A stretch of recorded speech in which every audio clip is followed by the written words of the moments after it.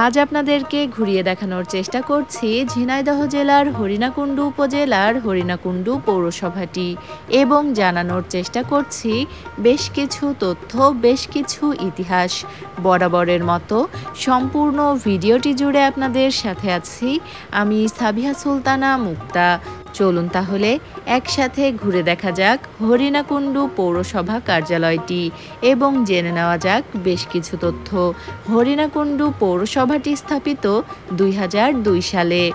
হরিণাকুণ্ডু পৌরসভা বাংলাদেশের খুলনা বিভাগের ঝিনাইদহ জেলার হরিণাকুণ্ডু উপজেলার অন্তর্গত গ শ্রেণীর একটি পৌরসভা। এর উত্তরে রয়েছে ফলসি ইউনিয়ন এবং তাহেরহুদা ইউনিয়ন, পূর্বে রয়েছে ফলসি ইউনিয়ন এবং কাপাসাটিয়া ইউনিয়ন, দক্ষিণে দৌলতপুর ইউনিয়ন, পশ্চিমে তাহেরহুদা ইউনিয়ন এবং দৌলতপুর ইউনিয়ন। হরিণাকুণ্ডু পৌরসভাটির রয়েছে ৯টি ওয়ার্ড, রয়েছে ৬টি মৌজা। আয়তন এবং জনসংখ্যার দিকে যদি আমরা একটু লক্ষ্য করি, এই পৌরসভাটির মোট আয়তন ১২.৫ বর্গ কিলোমিটার এবং এই আয়তনের মধ্যে মোট জনসংখ্যা রয়েছে ২৯,১৪৪ জন। তবে জনসংখ্যার যে হিসাবটি আপনাদেরকে বললাম, এই হিসাবটি কিন্তু বেশ আগের। বর্তমানে জনসংখ্যা এর থেকে কিছুটা কম বা বেশি হতে পারে। আমরা যেদিন পৌরসভাটি ঘুরে দেখতে গিয়েছিলাম সেদিন ছিল সরকারি ছুটির দিন, তাই পৌরসভার মূল ভবনটি বন্ধ ছিল।